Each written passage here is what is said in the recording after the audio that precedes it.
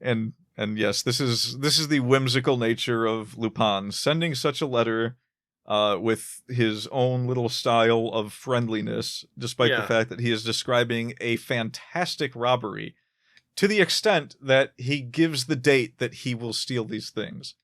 Well, I just love the your faithful and humble servant. Send me all of your art. Yeah, except for these ones because they're not real. Yeah, or they're destroyed. Welcome to the Wordy Pair Podcast, your go-to hub for all things writing, world building, and the occasional dive into the weird and wonderful world of fiction. We're breaking down the barriers between you and your next great story. Whether you're a seasoned scribe or just scribbling your first sentences, we've got something for you. We'll be discussing everything from crafting compelling characters to dissecting the good, the bad, and the downright bizarre in the world of fiction. Okay, this script says you guys are eccentric. Isn't that just a 3-syllable word for weird? No offense.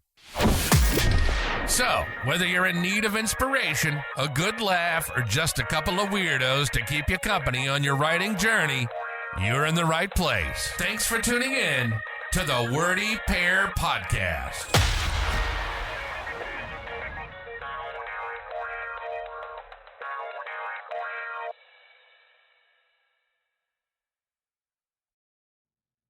Hello and welcome everybody to the Wordy Pair Podcast. As always, I'm Rudy. And I am Justin. And your microphone isn't working. At least that's what Discord says. Yeah. Oh, so you can hear me, right? Yes, I can hear you. Discord believes my microphone isn't working, but its belief is folly. I hope so. Otherwise, I might be hallucinating. But anyway. I'm not hallucinating the waveforms in Audacity. That's true. One thing we can rest assured of. Fair. Wait, but that would just be visual information. You could easily hallucinate something visually. I'm not hallucinating. Okay. The show. but the point is that not always is everything as it seems. And we're going to talk about a book, at least the first third or so of a book, that underlines that idea pretty well. It's, goodness, what's the actual title of the book again? The Extraordinary Adventures of Arsène Lupin, Gentleman Burglar. There we go. It's a very long title. It's not hard to tell why Japan picked up Lupin to make Lupin the Third. The long titles. That's the reason. Yeah, that's where all your isekai titles came from. I'm sure of it. I'm sure that's why. Absolutely. Almost probably, certainly. So we're talking about the first 3 chapters of this book because the first 3 chapters of this book are a fairly well self-contained arc. They start with Lupin on a boat, then Lupin gets arrested, then Lupin is in prison, and then Lupin gets out of prison. And so we thought that, it's the hero's journey. Yeah, it's the hero's journey. That's sure. But the prison break in particular is so well done that we thought it would be worth maybe talking about for a bit. And so, we thought, hey, this is a pretty small amount of Lupin, and we'll probably only talk about it for 6.5 hours, so let's give it a shot. So, before we really get into it, yeah, how much do you agree with me on this, that this might be the best prison break story of all time? I mean, I haven't read a lot of prison break stories, so I guess I couldn't tell you. This might be one of the few prison break stories I've actually read in my lifetime. But it is very well done, and it does keep you guessing all the way to the end. Yeah, like right up to the end. It's just amazing how that very last scene unfolds. First story. Lupin on boat. Lupin I forget what the first chapter is called. It's the Arrest of Arsène Lupin, isn't it? Yes. I believe so. So it kind of tells you what's going to happen in the first story. Yeah, I mean, this is something that does happen a lot. The title being a major spoiler. Yeah, and these happens, particular stories. Oddly enough, it happens in anime a lot too. We're deepening the connection. Yeah. These are detective stories at their heart. Yes. And yet you don't find much actual detecting in them because you're seeing everything maybe not quite always through the eyes of the thief, but the events around the thief are what you get to witness. So you're not getting a direct story from a detective's point of view, nor are you getting a direct story from Lupin's point of view. Yeah. What you are actually getting, and what is revealed in a later chapter that we're not going to cover in this book, is that the stories are kind of really just Maurice Leblanc, who is the author, pretending to be the historiographer of Arsène Lupin. Yeah. And later in the book, there's a chapter where he talks about how he became Lupin's historiographer. Now, that might warrant an episode this is actually a common itself. device from back around then. This was really common in, like, serialized pulp stories and things like that. I just finished reading Edgar Rice Burroughs' A Princess of Mars, something like that? The Princess of Mars, something like that? And he does the same thing there. He has a foreword where he says, hey, I'm the I was asked by John Carter to release this manuscript under certain conditions, blah, blah, blah, blah, blah. Yours sincerely, Edgar Rice Burroughs. So this is kind of the same thing, where there's someone who is a narrator who is not Lupin, but is intimately aware of Lupin because what he's telling you is something that he was told by Lupin. So, there's some of that. Quite so. And it's a delicious telling of a LeBlanc's fantastic... prose is really, really good. Like, it's never... It's how can I describe it? He does not write things that make you want to hurry up past the particular paragraph you might be on. Well, like, I'm just thinking about the way he describes things. Like, there are some authors that spend a lot of time, like, describing things in, like, flowery language, and LeBlanc's not really that kind of, like, overwriter. Everything has kind of, you get the feeling that it has the right amount of descriptiveness while not kind of overdoing it, and also not underdoing it, because you need to have enough detail in the story that the things that Lupin does are impressive, right? If there was no detail and he just said, oh yeah, Lupin stole a painting, then it wouldn't be really that interesting. But he goes into detail about how the painting is protected and what is around it and so on and so forth, to the point where you have a very good sense of the locations of things and their condition and the intention behind putting them there. And then you get the catharsis of seeing the heist pull off. Correct. And there's a lot of it's like you said, there's not really any flowery language, and yet he does a good job of portraying the scenes. And what he really does well is something that I think is lost on a lot of authors. He will drop names of places and things that are well known in his time period and in Paris. He uses real world examples of things when he's discussing where Lupin is, what he's doing, and what the police are doing. Sure. And you don't have to... This is the trick, you see. You don't actually have to know anything about these places to understand what he's getting across in the story. Even if he's specifically saying, oh, it's like this, or it's like this, it's like something that is like that, and you could investigate further, but he doesn't write it in a way in which everything is a mystery because you might not necessarily know Paris. Yeah. No, it's a short, sweet, to the point, and... Well, he doesn't... Ultimately, he doesn't clip his words either. Like, there's sufficient description that you feel, clued in the sense that, like, you like I said, you know where things are that matter, and you know where some things are that probably don't matter. But he doesn't go to there are a lot of writers who will write paragraphs and paragraphs about, stuff that has no effect on anything in the story, and you sit there and you read and you're like, okay, I get it, thank you.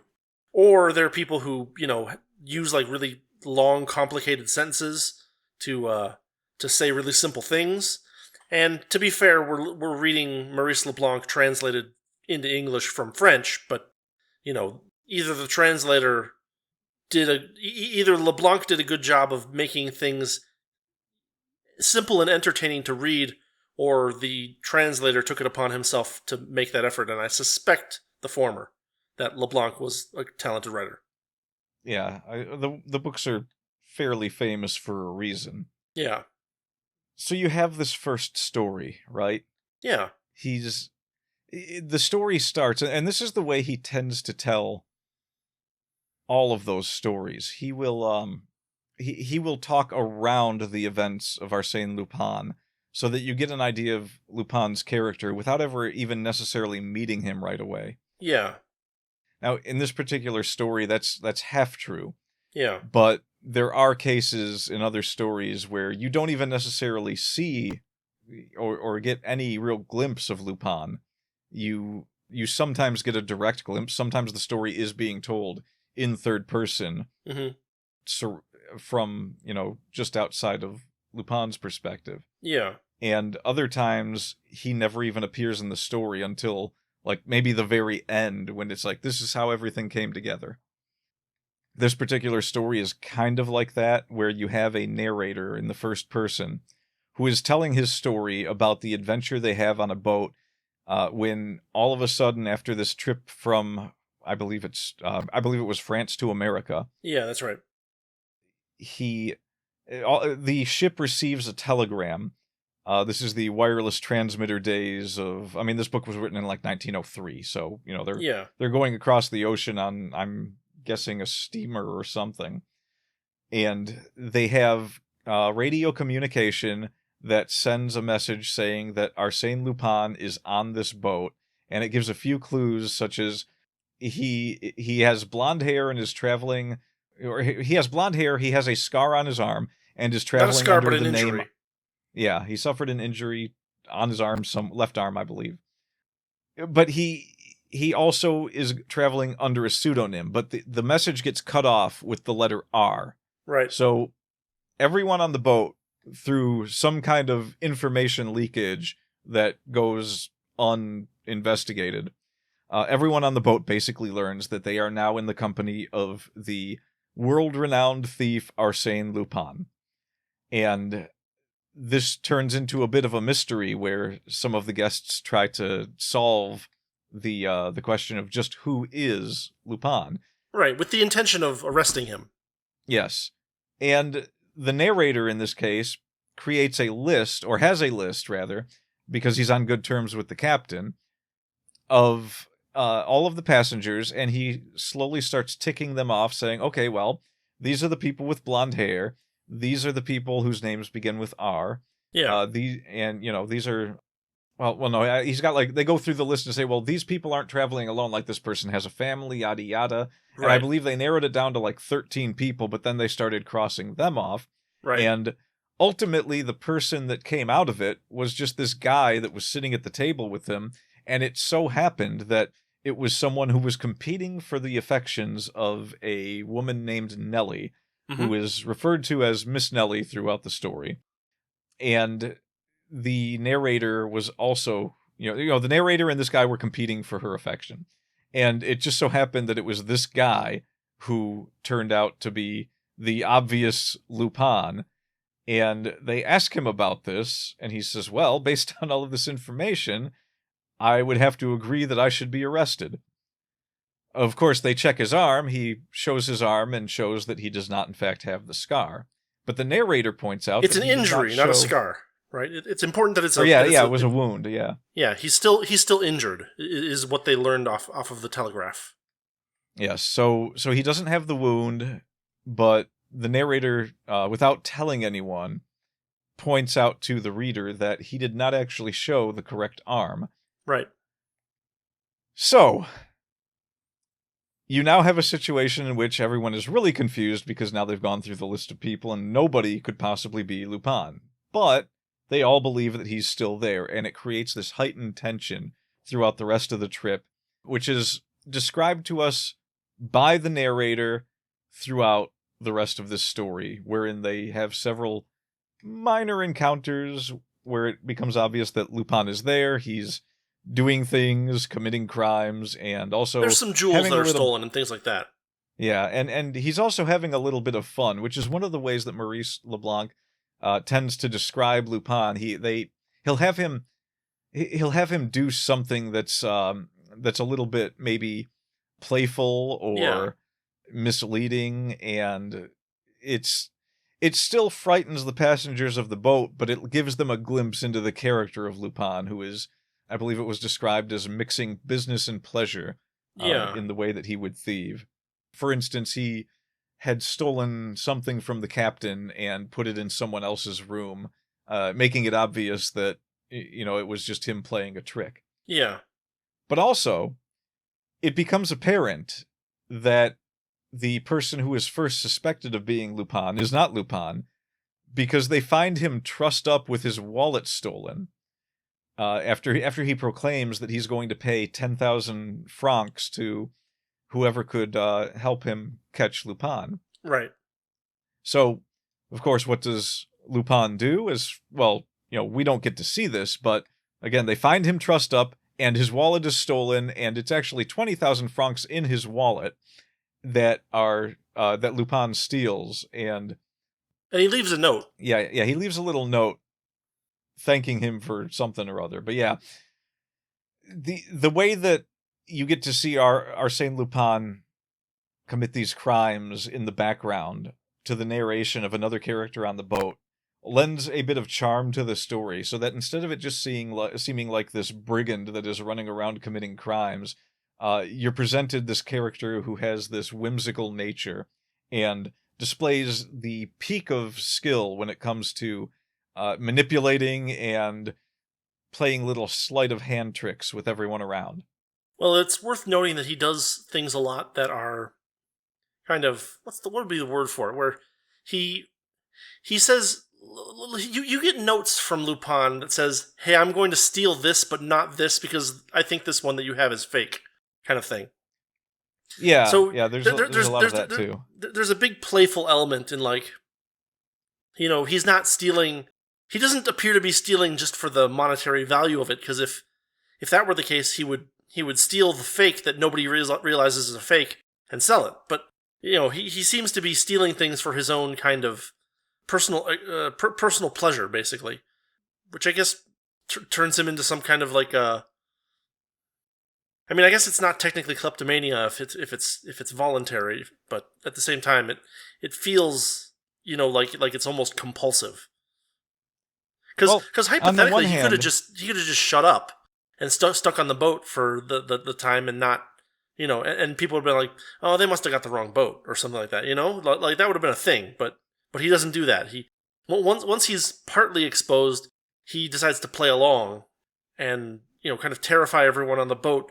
But terrify them in a way that's not really, like, terrifying, but more like, yeah, it raises the tension, as you said earlier. Right. I mean, the real terror that everyone is feeling is they don't want to be... At first, they don't want to be victims of any grand theft. So they don't want their things to be stolen. Right. After a theft or two, the tension rises a bit and people start wondering, well, is Lupin above things like murder? We don't know. It of course... one of the things about the story is that you don't really catch Lupin in the act of murdering people anywhere, but it's, the people that are viewing it from the outside don't know that. Right. So they're worried about the fact that they have this world-renowned criminal on board. As they approach America, these few small events that have taken place lead to conversations between the narrator and Miss Nellie, where she is wondering and worried the whole time that Lupin is on board, and they have been searching the ship for these missing pearls in one instance, and the narrator points out to her, well, these are pearls. We're probably not going to find anything. I mean, he's holding a camera, and he tells her, look, you could hide pearls inside the film case of this camera if you wanted. So he's like trying to reassure her that, even though, he's trying to make her feel comfortable. Like, even though there is an investigation going on and nobody can find anything, it's not like there's any magic at play here. Yeah. These are human things that are going on. And when they finally get to America to discover that there are, in fact, police waiting for them, the renowned French detective Ganimard is, which it's spelled Ganimard in this. I don't know how the French pronunciation of that name is, but I've seen it written in other books as it's okay, so in this book, and this is one of the original translations I'm aware of, they spelled it Ganimard. Right. In other books I've seen it written Genema, and every time I've heard it pronounced by people I'm assuming speak French because they have a heavy accent, it's been pronounced Ganimard. And now I'm seeing Ganimard, and I'm just like, maybe it's just the way it's pronounced. I don't know. It's the French has a tendency to drop a bunch of ending consonants if they're there. So yeah, I mean, probably you would. It's a question of how you would anglicize his name, and it's kind of up to the translator how to do that. So makes sense. But I've seen it written in different ways, which is weird because like French I said, it's up to the translator how to to anglicize it, because it's probably spelled out Ganimard in French, but like the R and the D are both silent, and so they probably just a translator might decide to anglicize it as, well, I'm just going to spell out his name in English. Yeah, because the letters are basically all the same, or they might say, well, let's translate it in such a way that the way that you would pronounce it is the way that his name would sound in French.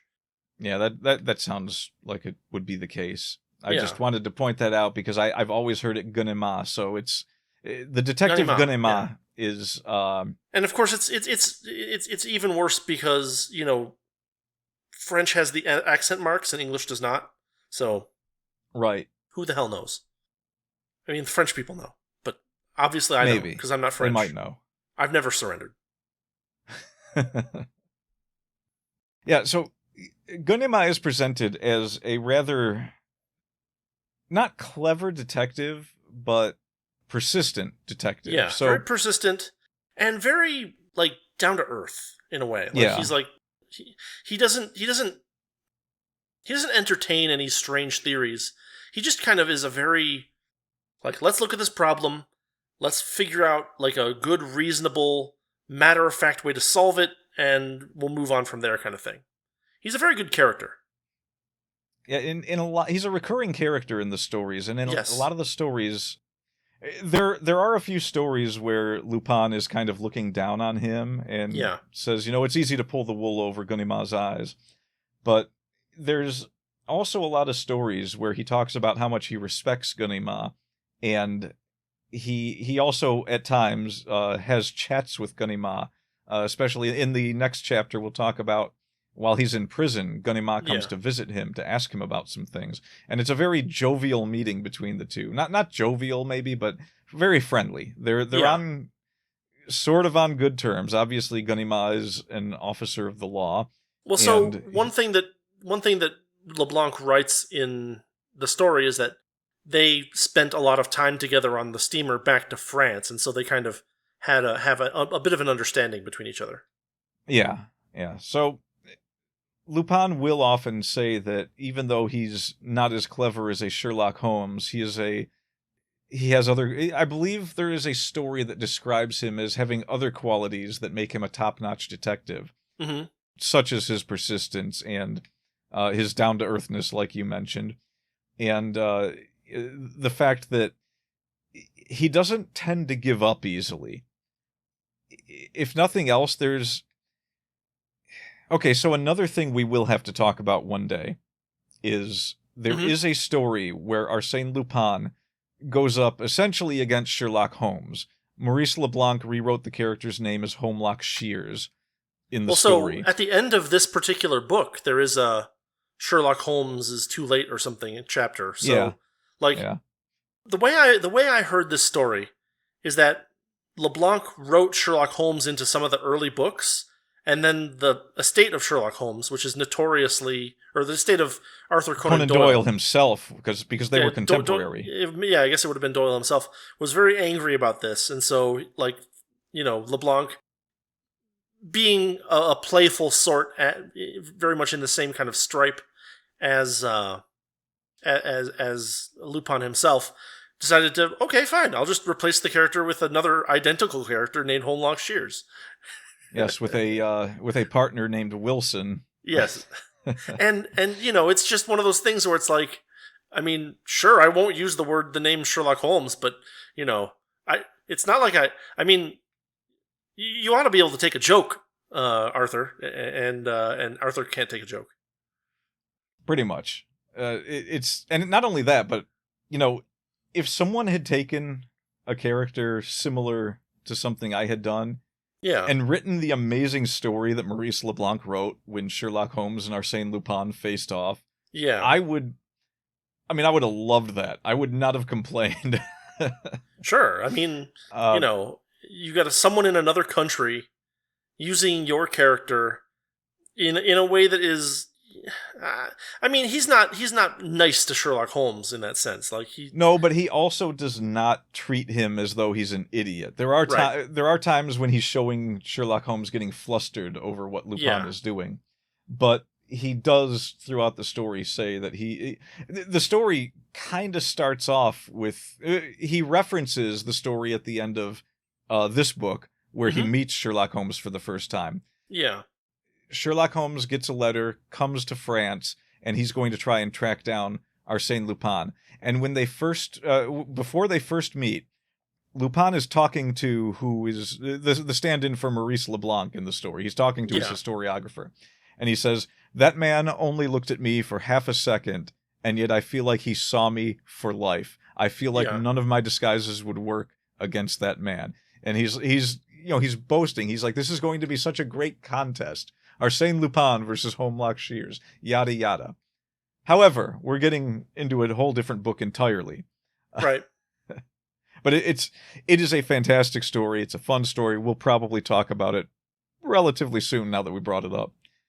Sure. I mean, we can even talk about the rest of this book at some point too. Yeah. Yeah. There is one story in particular I do want to talk about in this book at another time. It's the Seven of Hearts. That's the one with his historiographer actually being involved in the story. Yeah. But yeah, at the end of this trip to America, the police are waiting there, and there's Ganimard standing at the shore. Everyone's starting to get off of the boat, and they're watching as every person is inspected. And Miss Nellie is kind of worried. She's like, oh, well, we're finally going to see who it is. I wonder who it is. And everyone's a little bit uptight, this person and then this person. The guy that everyone thought was Lupin goes next, and he's not it, and then another person. And they pretty much cleared out all the suspects. Right. And this is where you get a little bit of a glimpse into a very good portrayal of the character of Ganimard. Describing him without really describing anything is what happens in this next event, where Miss Nellie and Lupin are both about to get off of the boat. And oh, I kind of ruined it. Yeah, so the narrator is Arsène Lupin. It turns out that the narrator was Arsène Lupin the whole time, yeah. Yeah, and he hands the camera to Miss Nellie and says, I'd like to get a picture of this if you don't mind. And he's getting her to hold the camera. Because as he walks now that past I've spoiled Ganimard, it, yeah. Obviously the jewels are inside. It was his bluff that he brought that up to her in the first place. Yeah. And as he's walking off the boat, Ganimard steps in front of him and looks at him and says, Arsène Lupin, is it not? And of course, Lupin argues for a second and says, of course not. What are you talking about?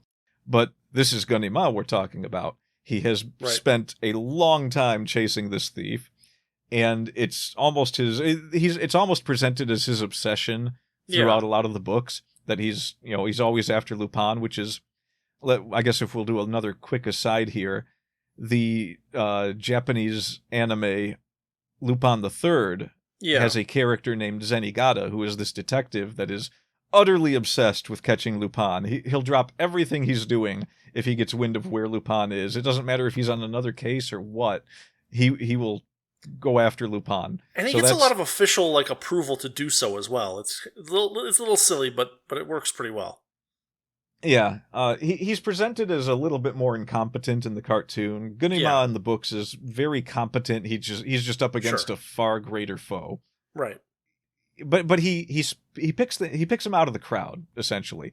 And he's able to prove this when Lupin starts arguing with him. He bats him on the arm, right where the wound is, and Lupin is forced to give a bit of a yelp.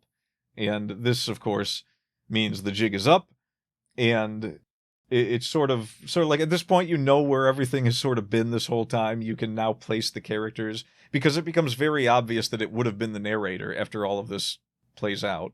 Yeah. Hindsight being 20/20 and all. But there's this little piece at the end, which is a thing that Maurice LeBlanc loves to do with Lupin to show his more romantic nature. Romantic in the sense of, literature romantic, not like love affair romantic, but sure. Also that to an extent, because Lupin is a bit of a sucker for a beautiful woman. This was played up again more in the Lupin the Third cartoon, where he's a complete pervert, always chasing women. Yeah. He's the gentleman burglar part of Arsène Lupin stems partly from the way that he will be a gentleman and what's the word I'm looking for? Chivalrous for women. Mm-hmm. So he kind of glances at Nellie, who up to this point has had nothing but respect for him. And there's even this little line he says to Ganimard at one point where he says, I wish in this moment that I was an honest man, because he doesn't really like the idea that, he got in good with Miss Nellie, but this is how she gets to see him as the criminal he is. Yeah, I mean, he almost is like, There's a bit of regret there. Just a tad. Well, it's not much. just regret, it's that he, I had something here, and it's gone.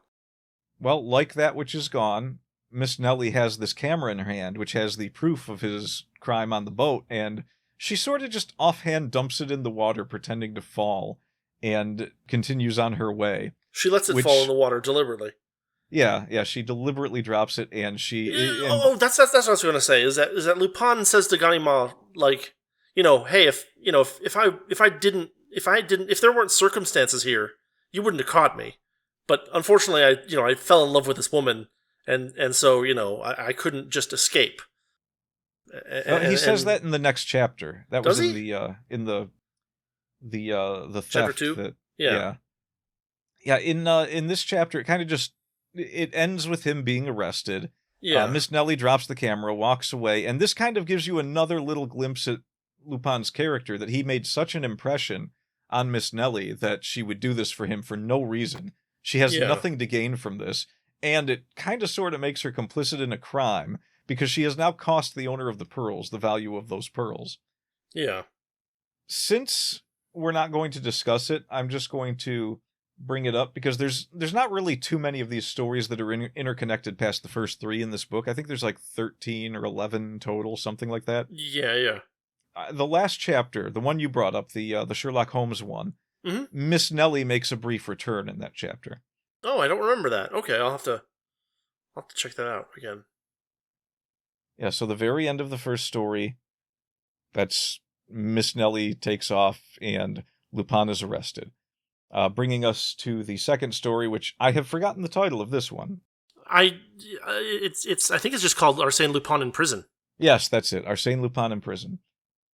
This is one of the stories where you don't really get much of Lupin himself, only the events that transpire around him or in his name.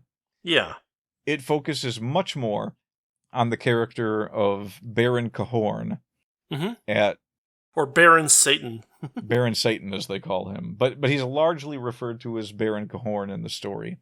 He's a shut-in at, I believe the castle is called Malaki. Yeah, he lives on a castle that's on an island that has one small bridge to the mainland, and he has a bunch of art there, and he never leaves, basically. Yeah, he's a shut-in. He's very rich. He has all these art pieces and collectibles and Funko jewelry Pops. and whatnot. Funko Pops, yeah. They were a big thing in 1903 in France. Absolutely.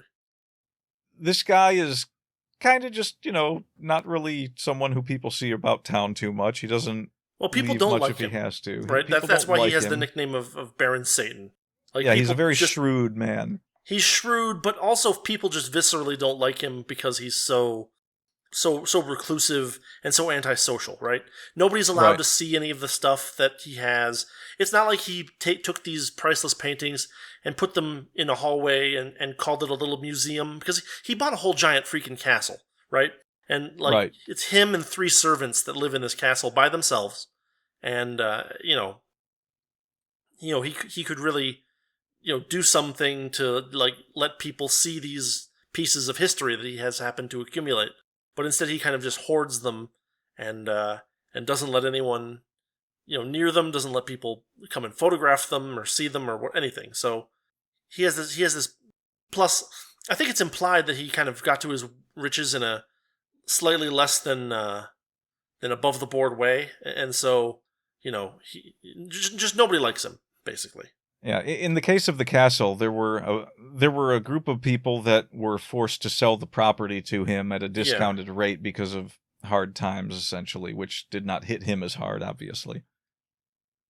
But he's very, very shrewd and mistrusting. His regular mailman shows up, and he scrutinizes the man before taking the mail from him. Yeah. This is what sets the story in motion, because the mailman informs him that he has a registered letter being delivered, and Baron Cahorn immediately distrusts this letter. It's something out of the ordinary. It's something very personal. And given the description of him at the beginning of the book, this is still the beginning of the story, and he takes the letter and doesn't even open it until the mailman has disappeared round the bend where he can't see him anymore. Yeah, he's so private. Focused on it that he even forget that like the postman has to remind him that he has to sign for it because it's a registered letter. Right.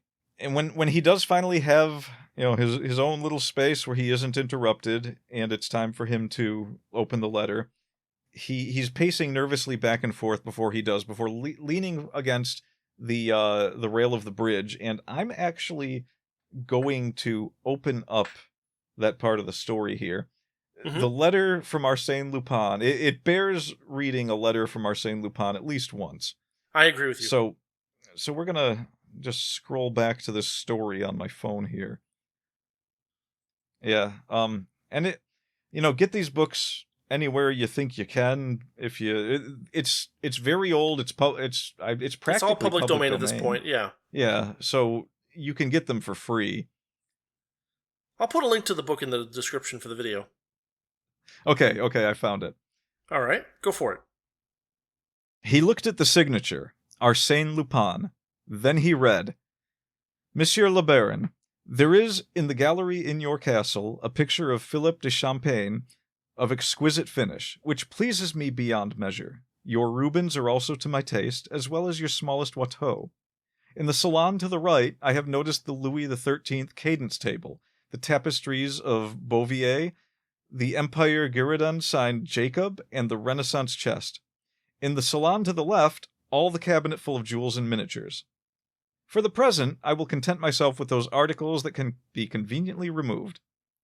I will therefore ask for you to pack them carefully and ship them to me, charges prepaid, to the station at Batignolles within 8 days. Otherwise, I shall be obliged to remove them myself during the night of the 27th September.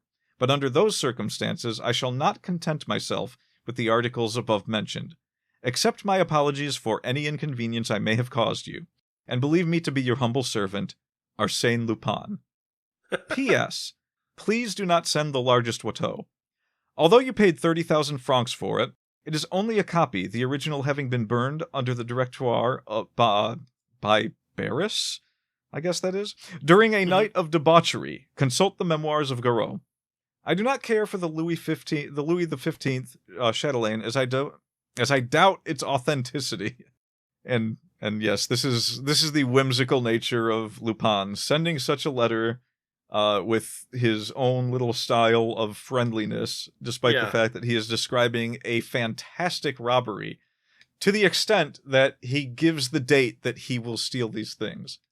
Well, I just love the your faithful and humble servant. Send me all of your art. Yeah, except for these ones, because they're not real. Yeah. Or they're destroyed. Yeah, this is, of course, very upsetting to the Baron, who immediately seeks help from the police. And this story, taking place after the first chapter that we just discussed, this story, of course, means that the police laugh at the Baron, because Arsène Lupin is currently in prison in the Santé. So naturally, being the worrisome little bugger that he is, the Baron needs to find out if he can rest at ease or not, and he doesn't get much help. Thing is that Lupin does not always act alone. In fact, he rarely acts alone, and so it's known that he has, confederates who will do things for him. Yes. And so, the Baron's fears are not totally crazy, because he's like, well, what if Lupin sends, some other people to do this, and the police are like, well, we'll cross that bridge when we get to it, kind of thing. Yeah. They're not very helpful. And we will see, or if we talk about more of this book later, we will see Lupin make use of his confederates to do things. But at the same time, the question is, there's another question of, well, wait, did Lupin even send this letter to you? We kind of doubt it. That's another element of it, because hey, he's in prison. He's not allowed to send registered letters out. So, this couldn't be from him. This actually becomes one of the points of contention, though, because he has the letter analyzed, and the analysis comes back saying, despite bearing some resemblances, this is not Arsène Lupin's handwriting. Yes. And to the Baron, that despite some resemblances part kind of left room for doubt, and so now he's still worried about it. Yeah. He even goes so far to ask, well, is it possible that Arsène Lupin has escaped? This, of course, comes up later when he runs into another character we're familiar with. Quite luckily, in a nearby town, Inspector Ganimard is vacationing. Yep. He learns this through reading a newspaper where the town is celebrating the visit of the inspector after his successful capture of the famous thief Arsène Lupin. So Baron Cahorn does something he is not accustomed to. In a very Nero Wolfe-like fashion, he finds himself having to leave his home to consult with someone to solve his problem. So the Baron heads out to this town, and when he gets there, he has to go to the newspaper office that printed the article and ask them, "Hey, where's this guy at? I need to talk to this guy." Mm-hmm. And they're like, "Oh yeah, he's over there fishing, whatever." So that he points him out. He's like, "Way over there, that guy fishing, that's him." They even make a joke about. I think they make a joke in the newspaper article that like because of Ganimard's famous persistence, we worry that he will fish out all the fish of this lake, kind of thing. It's kind of cute and charming, and just another nice little touch. Yeah, Maurice LeBlanc builds lots of his characters on these tiny touches in the same way that Rex Stout tends to with Archie Goodwin or Saul Panzer or Fritz Brenner. So I don't know. Do you want to talk about what happens next, or you want me to flesh it out? So the Baron goes and he meets Ganimard, and he says they have a conversation, and Ganimard is like, "Well, I'm on vacation. I don't want to do this. Lupin's in prison. It's not even clear that this letter's from him, and it's not like him to send you a letter beforehand telling you not just what he wants, but also the date that he's going to steal it, which is going to be really, really restrictive for him."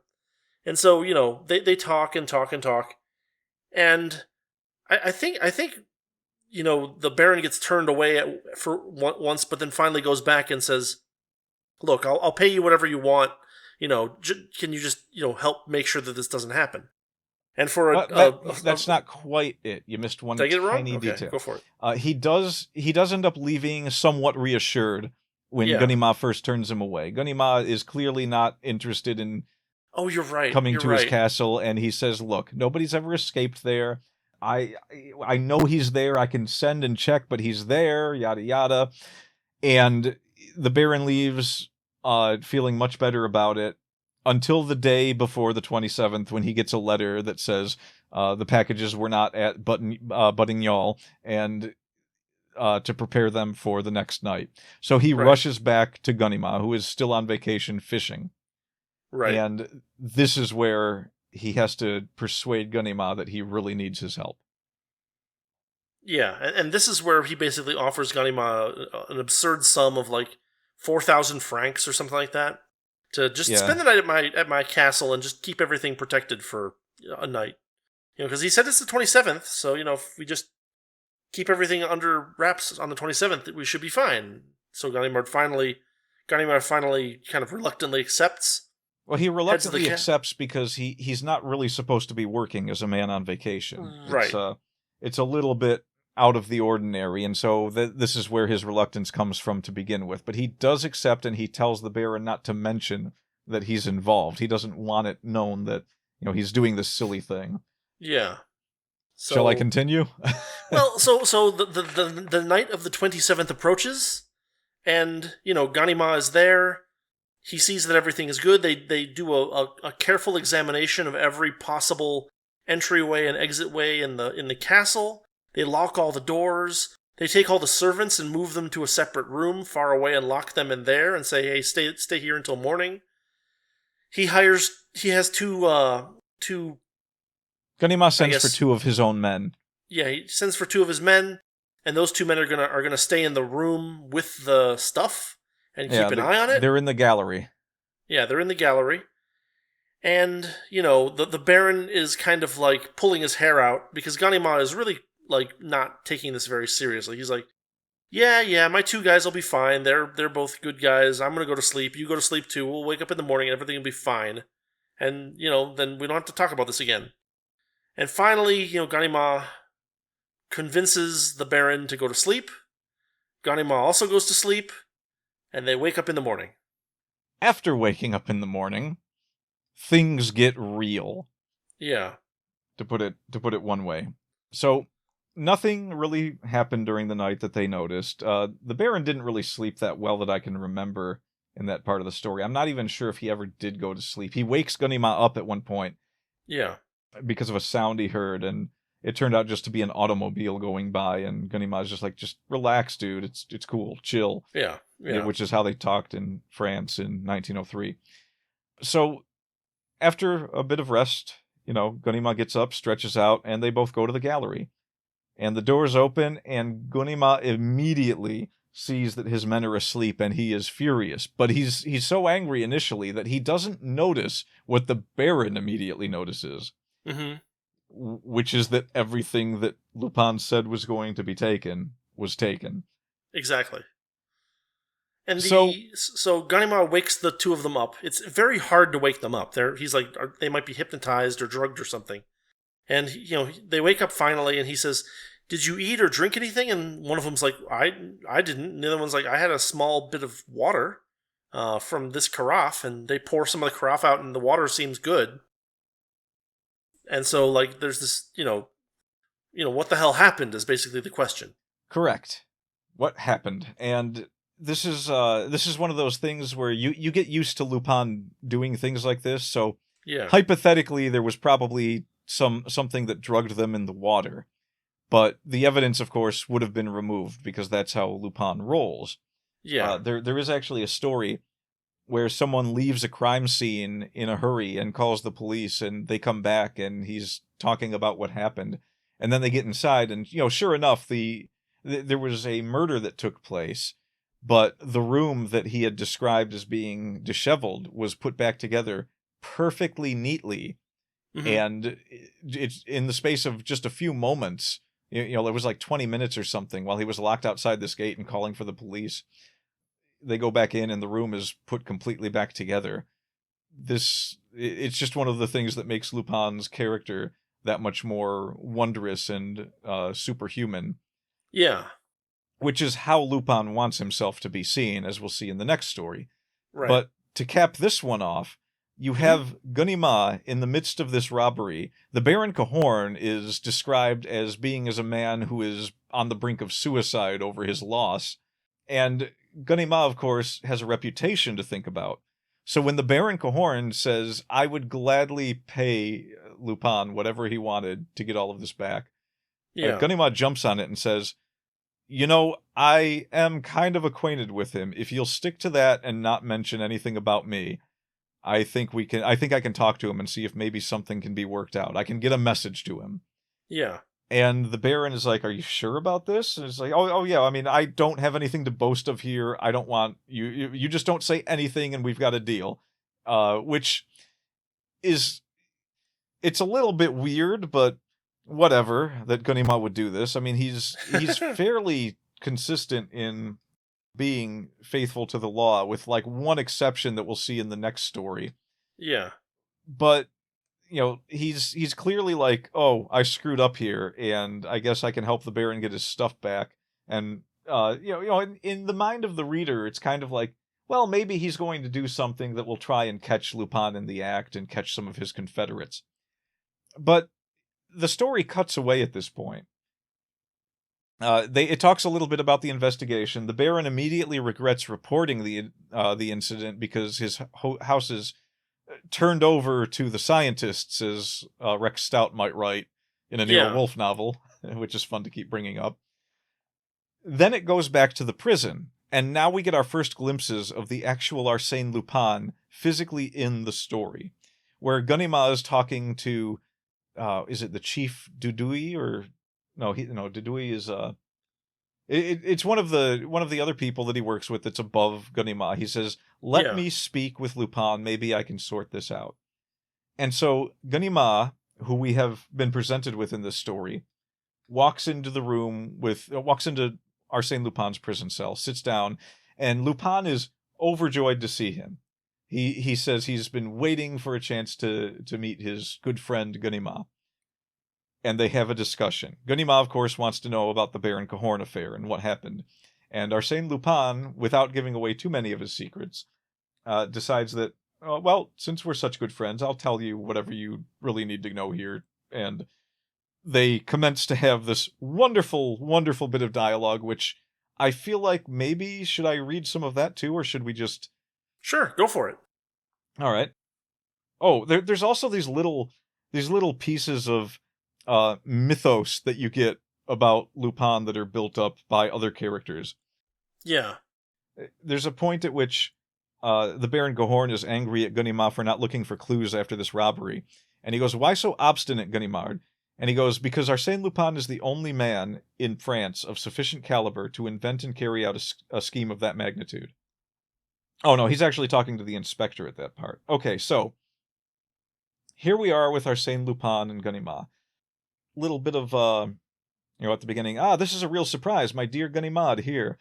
Ganimard himself, says Ganimard. It doesn't say that, but it becomes unclear if you're just listening who's talking. Yeah. "In my chosen retreat, I have felt a desire for many things, but my fondest wish was to receive you here. Very kind of you, I'm sure. Not at all. You know I hold you in the highest regard." And so on and so on. And then...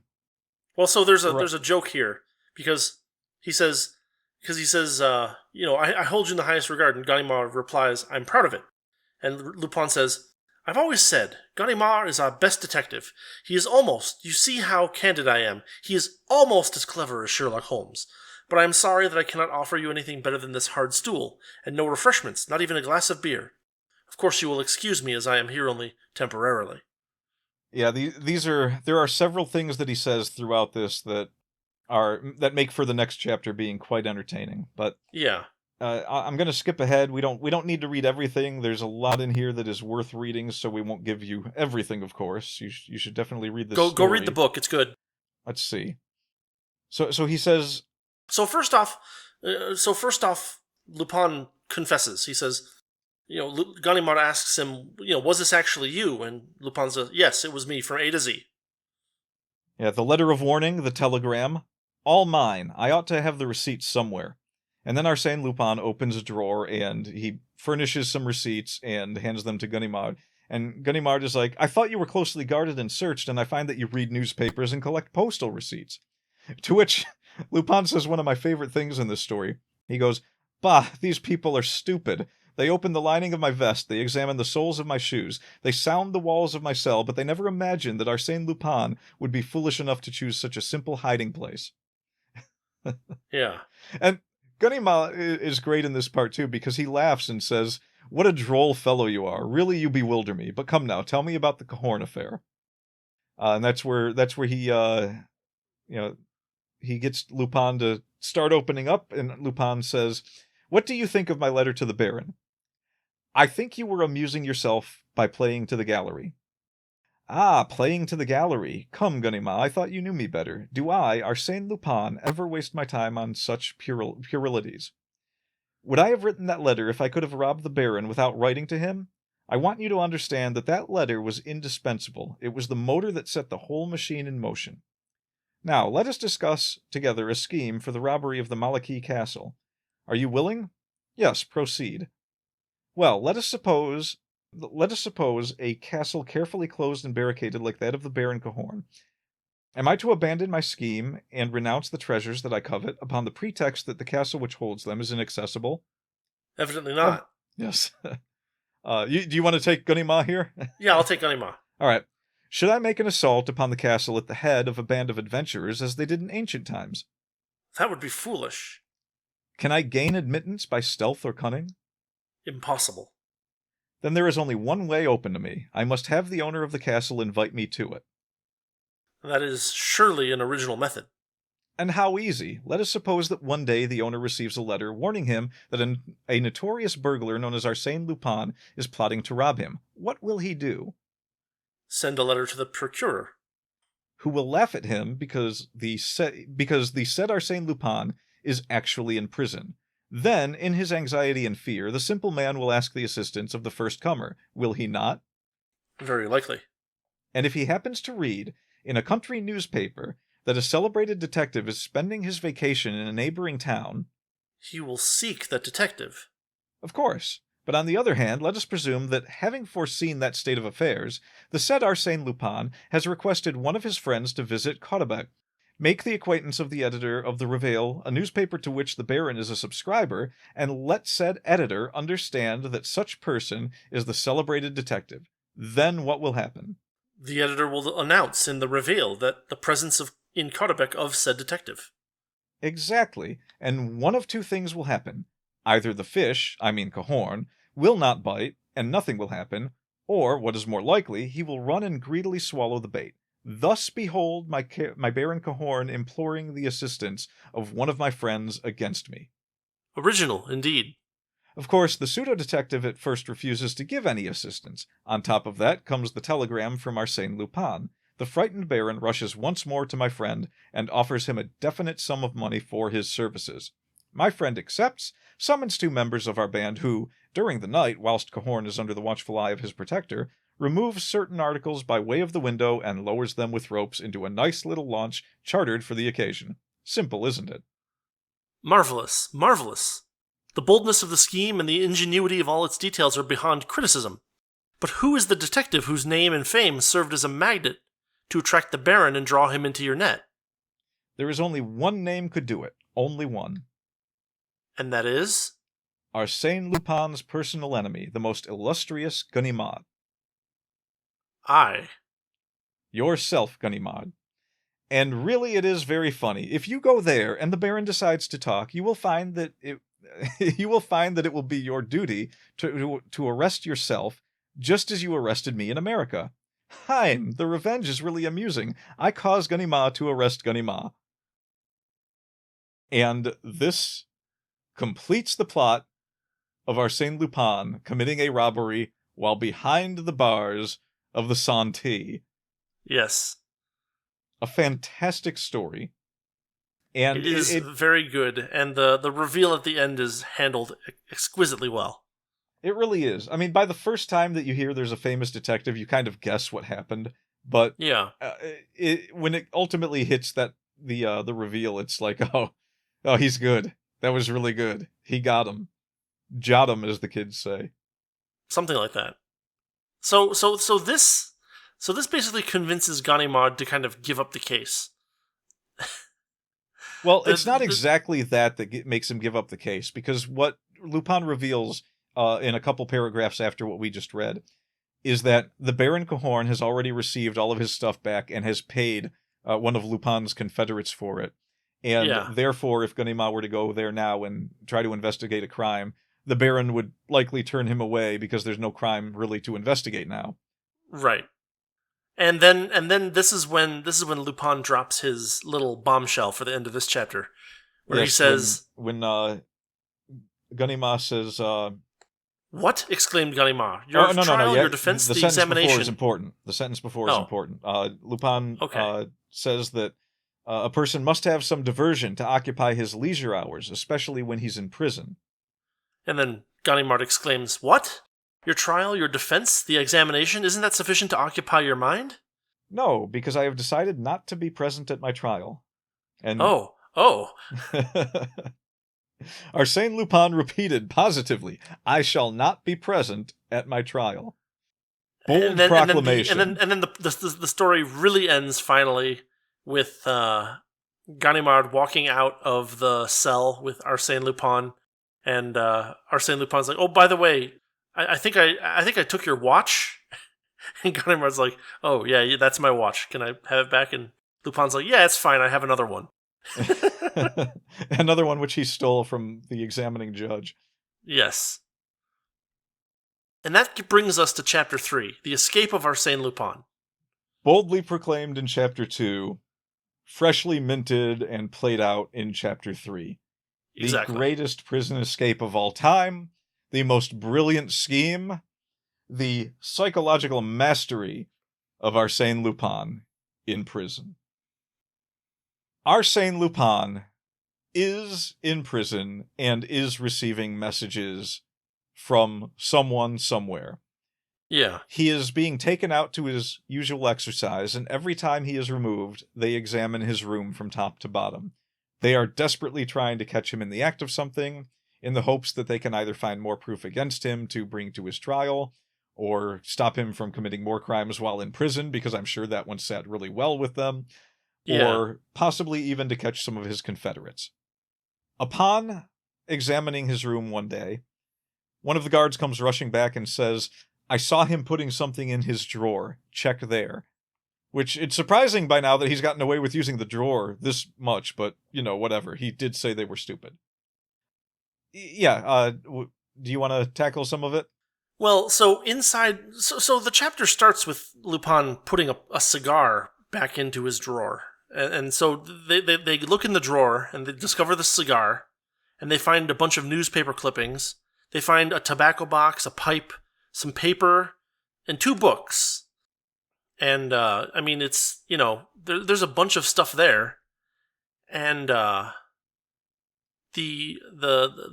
Dudouis takes a look at the cigar and squeezes it near his ear and discovers that there's actually something inside the cigar. It's a roll of very thin paper. And it was a letter written in feminine handwriting.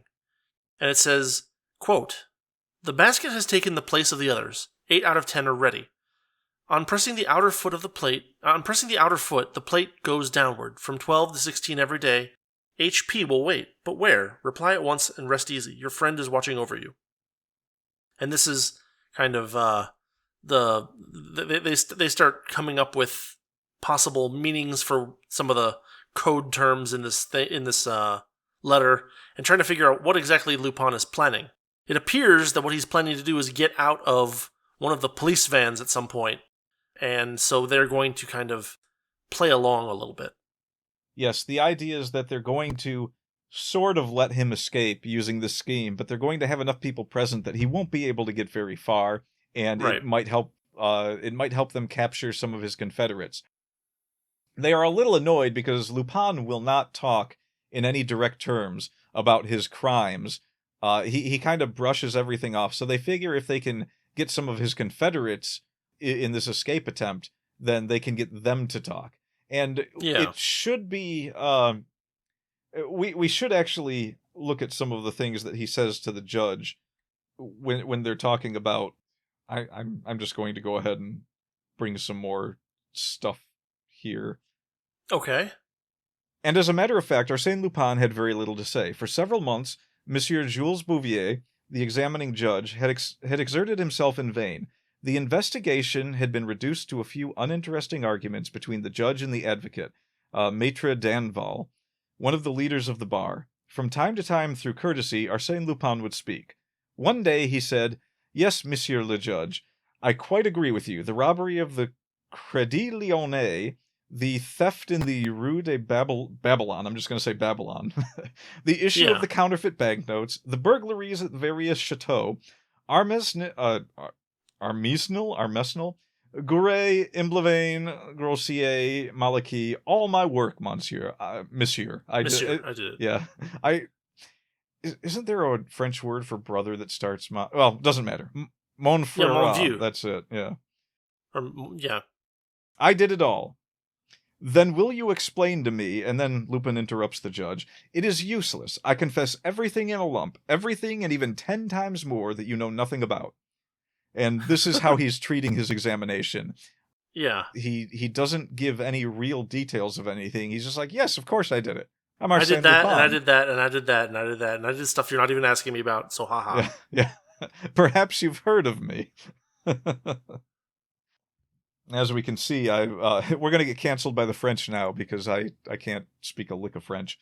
I'm guessing that's all right. That these... only serves to bolster their egos. Well, no. What it bolsters is that now hopefully someone will jump in the comments and just be like, "You got all of that wrong. Here's how you do it all," and we can just ignore that completely. Just yeah, okay. I like to think that someone somewhere needs their time wasted, which is what we do. And there you go, potential commenter. Consider yourself notified. And now we've been canceled by commentators. The common potatoes, we've been canceled by them. Yes. Lupin is basically set up to fail. They allow this prison van that has this wonky plate that he can escape through to be the one that carries him, and they set him on a path wherein there is a bit of a disturbance on the road as they're transporting him. Yeah. And during this disturbance, Arsène Lupin kicks this plate open and climbs out of the vehicle and heads off down the road. At a nice brisk run, takes off and gets so far, and then he stops. And he seems to be looking around for something. And of course, we know, because we were told, that he is being watched by the police and followed by the police, and there are enough people there to catch him. Personally, foolish move, because this is a man who has escaped from the middle of absolute certain capture many times, but apparently they thought that with enough manpower, this would be okay. Which, in this case, sort of. They were half right. Because what Lupin does is relaxes, goes and gets himself a nice jacket, heads to a cafe and orders some cigarettes and I think some snacks or something. He orders stuff. And after he's done with a few cigarettes, he calls for the host of the place and says, "It seems I've forgotten my wallet. Perhaps you could give me credit on the strength of my name. I am Arsène Lupin." And then he gets up and walks out of the cafe. He continues to walk in one of the most fantastic bits of storytelling. His walk is described in a very leisurely, almost, I'm just out for my morning stroll way. And he comes to the prison, the Santé, where he was held previously. And he bothers the guard there and says, "I need to get in there." And the guard is like, "Go away." And he goes, "I really need to get in there, and you're going to be in trouble if you don't let me in there." And the guard's like, "Go away." And he then says, "You will be in serious trouble if you do not let Arsène Lupin enter that prison." I'm paraphrasing, of course, but we're not going to read everything verbatim. Sure. So this guard kind of gives him this queer look and goes, "Hang on." Well, he reaches over and rings a bell. "Hold, please." Yeah. So the prison warden is at the gate as Lupin steps through. And he's shouting at Lupin and being angry at him. And Lupin he basically tells him, "Don't play these games with me. I knew I wouldn't have gotten away with my life." And then he tells him, "When I choose to escape, you will not need to help me." Yeah. Just a fantastic... And so back into the prison he goes. Yeah, it's wonderful lines. Lupin has the best lines. Yes. So he's back in the prison, and they decide to transfer him to another cell. And for all appearances, this seems to upset Arsène Lupin very, very much. It breaks his spirit. Yeah. He is seen facing the wall most of the time. Laying on his bed. Yeah, he's laying in his bed. He doesn't really get out to do too much. But he maintains, when someone actually does manage to speak to him, he does maintain that he won't be present at his trial. Yes, every time it is brought up, he says, "I will not be present at my trial." And Arsène Lupin always keeps his promises. Well, we'll get to that. There is, at the beginning of the story, this account where a newspaper had said something or other, and Lupin says that Lupin tells the editor of the newspaper, by means of I believe it was an advert, that in the coming days, he will bring the editor to account. Mm-hmm. So this newspaper is just kind of this thing that's mentioned at the beginning. But as it gets closer and closer to Lupin's trial, and it becomes more and more, the entire time, all the way up until the trial, there is an expectant public, because somehow the story of the first escape leaked to a newspaper, and the newspaper printed it. So everyone in France knows the story of how Arsène Lupin went to a cafe, blurted his name out, and then came back to prison of his own volition, proclaiming that he would escape. Yes.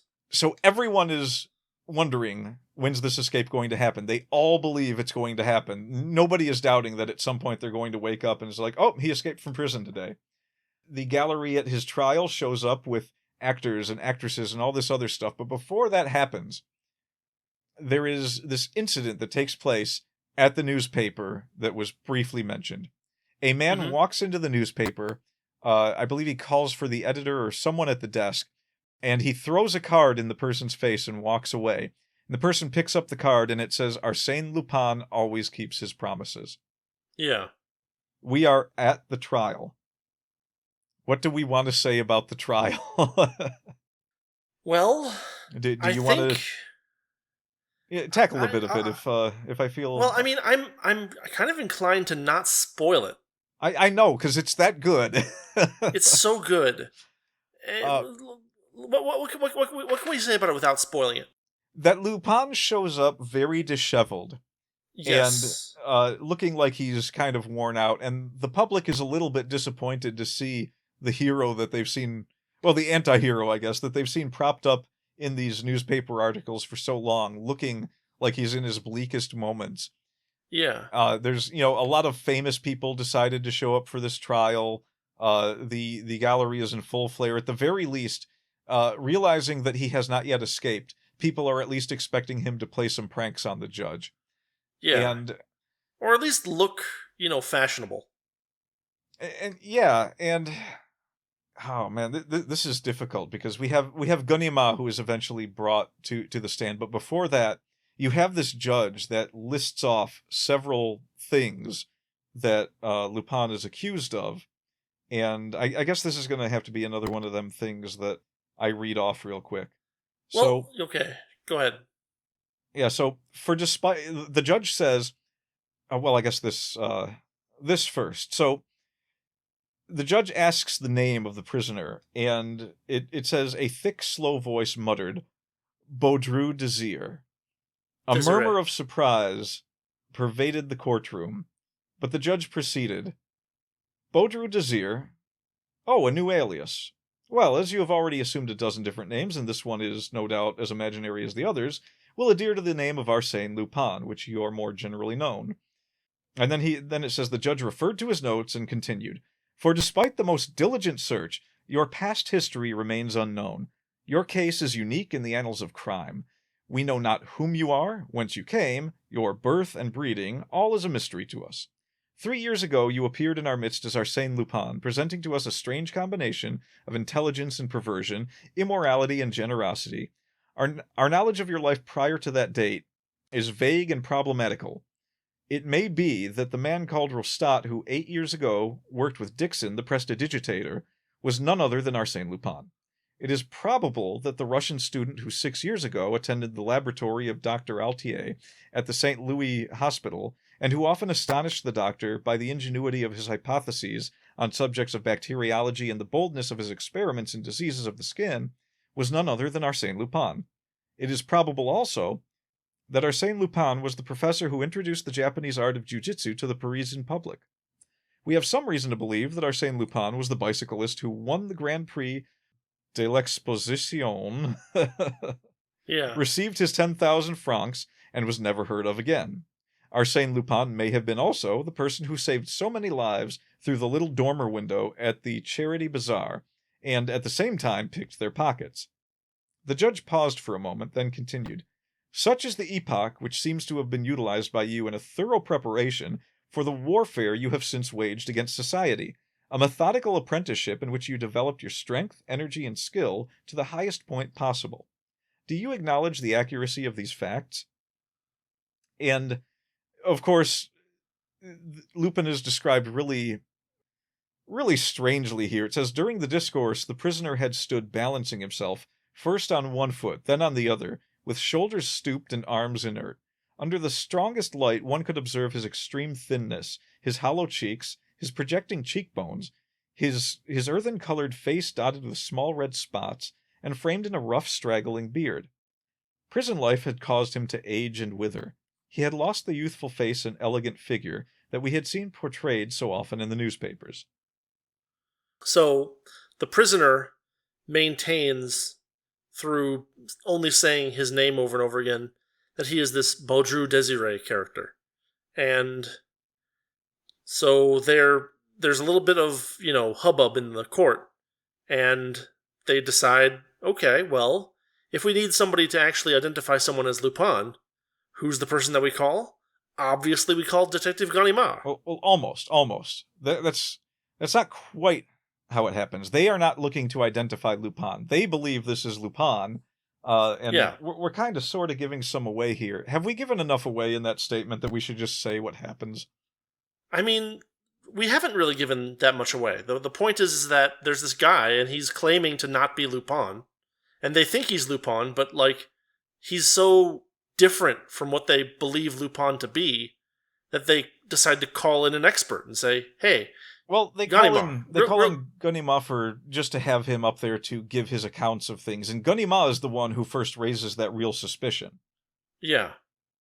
Because he's sitting there. Well, go ahead. Well, I mean, there's a little bit of dialogue between the judge and Ganimard, but what ends up happening is that Ganimard goes down and he examines the prisoner very carefully, and he says, quote, I declare on oath that the prisoner now before me is not Arsène Lupin, end quote. And that basically turns everything upside down and leads to the massive bait and switch mind something that is the rest of this chapter. And I think it is so amazing in the way that you as a reader are drawn in one direction and then drawn in another and then drawn in another and then drawn in another is so expert that we shouldn't spoil it. We should just stop. I think I'm in agreement with you. If you want to read, this is so good and so worth reading, and it's handled so adroitly that you should just go read it, and there will be a link in the description to where you can read it.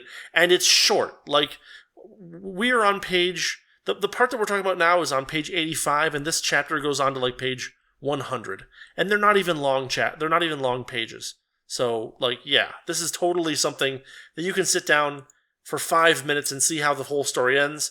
And what will probably happen is that you will decide, I need to read more Lupin books. And that is exactly the conclusion that we want listeners to arrive at after listening to this show.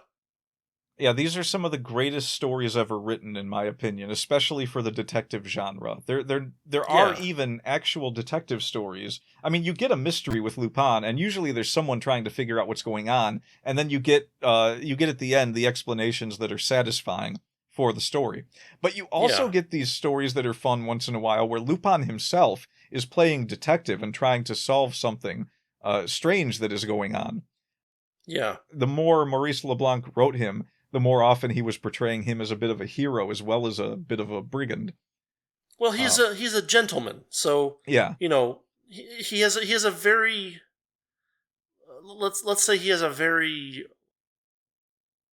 selective view of justice, and he doesn't care if he does unjust things to people, but when other people are doing unjust things, he can often be convinced to take an interest in it. Yes, and perhaps we should very soon go over the Seven of Hearts story that is in this book as well, because there's a good instance of that in which there is a woman in the story that is worried about these letters that might be being used to blackmail her husband. And she wants to help her husband, but simultaneously, she doesn't want him to know the contents of those letters. Right. And throughout the story, part of it is that Lupin might be helping her. Or at least we don't actually have that much of Arsène Lupin in that story at all. Because there is another person under another name who is playing a part similar to Lupin throughout that story. Yeah. Yeah, I haven't read it in a while, so I'll have to actually go check it out. But yeah, I think we call it here, and we just say go. If we've given you any sense of the curiosity or the interest in Arsène Lupin, you should go check these out. If you don't want, maybe what I'll do is I'll go find it on LibriVox too, because there's audio versions as well. Oh yes, I can probably link to. The LibriVox reading of these stories, most of them are really well done. In fact, when you corrected me with Desiree, I was saying Desire because that was the way I heard it pronounced in that recording. Mm-hmm. The reader says Baudru Desire. Well, there's an accent on the E, so I assume that it's voiced. But anyway. Yeah, but I don't know how any of those work. It's French. Nobody understands it. Well, Desiree is also a name. Yeah, well, I mean it's spelled desire. Which when I initially read this story, I wondered if that was the same Desiree or desire that you hear in that. It's one of those Sakura Wars songs there where they're singing about the stage songs that they did. They sang that song about the guy named Desire and his brother. They say Desire, but it might have been Desiree or Desire that it was supposed to be. Yeah, fair enough. Anyway, just a little offhand thing. Yeah, I mean Sakura Wars is always worth talking about. Yeah. Anyway, we will call it here. Go check the links in the description, and you can read the ending of this very nice chapter for yourself or listen to it. And we'll say, thanks for watching. Thanks for listening. This is the Wordy Pair Podcast. As always, I'm Rudy. And I'm choking to death. So good night. Good night. Does anyone know the Heimlich? Thanks for listening to the Wordy Pair Podcast. Our passion is all things writing, world building, and getting into the weird and wonderful world of fiction. We hope you enjoyed our unique takes. If you did, make sure to like, rate, review, and subscribe to get your weekly dose of writing weirdness. We'll be back soon, but in the meantime, hit us up on Twitter. For Rudy, it's @Rudolph_Cone. And for Justin, @Ninja Mouse Chew. See you next time on the Wordy Pair Podcast.